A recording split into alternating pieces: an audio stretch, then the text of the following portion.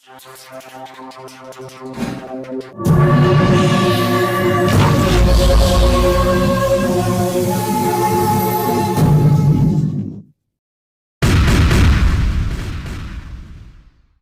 नमस्कार। आज मैं पुनः आप सबका पलक हिंदी एकेडमी में स्वागत करता हूं। और दोस्तों चलते हैं, आज का जो हमारा टॉपिक है वह जल ही जीवन है।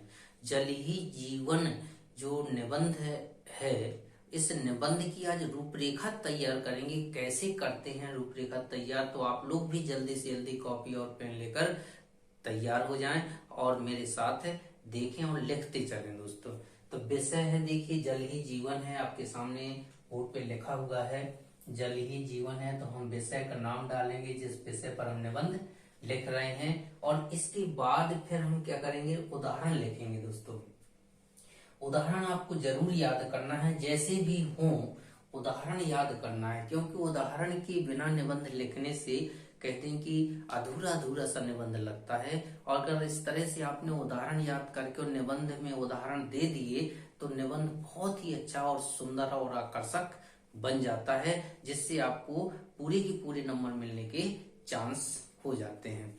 तो चलिए देखते हैं उदाहरण कौन सा है। कि पहला उदाहरण मैंने दिया है, रहीमन पानी राखी बिन पानी सब सून, पानी गए न उबरे मोती मानुस चून। तो जी आपको उदाहरण याद करना है। तो इस उदाहरण को याद करने से दोस्तों दो फायदे हैं।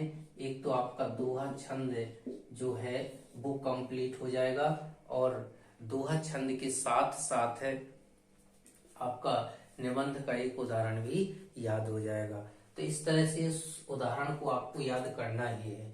उदाहरण लिखने के बाद दोस्तों फिर हम क्या करेंगे, रूपरेखा डालेंगे। और रूपरेखा में फिर इसके बाद पहली हेडिंग जो रहती है वो प्रस्तावना की रहती है। ध्यान दें, प्रस्तावना पहली हेडिंग रहती है। और इसके बाद जल और मानव का संबंध बताना है। तो जल और मानव का कहते हैं बहुत ही गहरा घनिष्ठ या कहते हैं आंतरिक संबंध है दोस्तों। तो जल के बिना, क्योंकि जल के बिना जीवन संभव नहीं है, तो जल और मानव का जो संबंध है वो अभिन्न संबंध है। इसके बाद जल का महत्व बताना है। जल का महत्व क्या है हमारे जीवन में, तो जल का बहुत महत्व है, क्योंकि जल के बिना क्या है, कुछ भी संभव नहीं है। इसके बाद जल के विभिन्न स्रोत बताना है।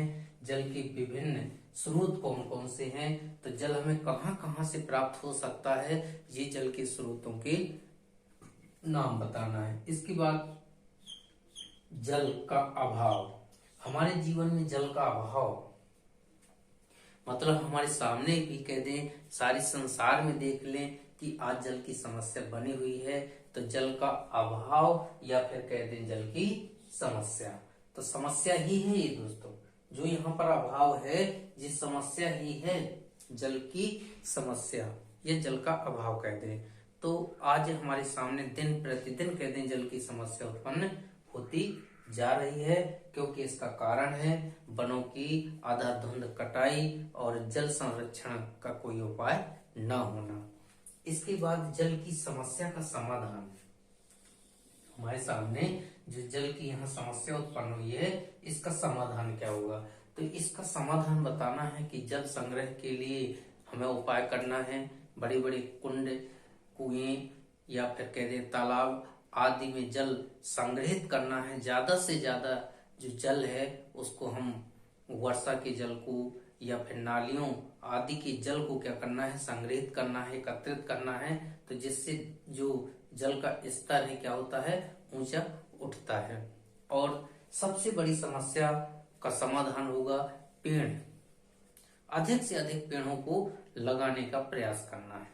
काटना कम है और लगाना ज्यादा है।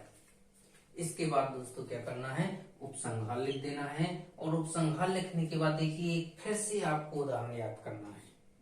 जो उदाहरण मैंने आप लोगों के सामने लिखा है, तो देखिए आज अगर जल नहीं मिलेगा, देखिए उदाहरण देख लीजिए, उदाहरण क्या है, आज अगर जल नहीं मिलेगा प्रश्नों का हल नहीं मिलेगा। दोस्तों आज अगर जल नहीं मिलेगा प्रश्नों का हल नहीं मिलेगा, आज अगर जी भी लेंगे तो जीने को कल नहीं मिलेगा। दोस्तों अगर जल नहीं होगा तो ये उदाहरण मैंने आप लोगों के सामने दिए हैं। अगर ये अच्छे लगे तो याद कर लेना इनको। अगर इसके अलावा भी आप लोगों को याद है पहले से तो आप अपने याद किए हुए जोड़ सकते हैं।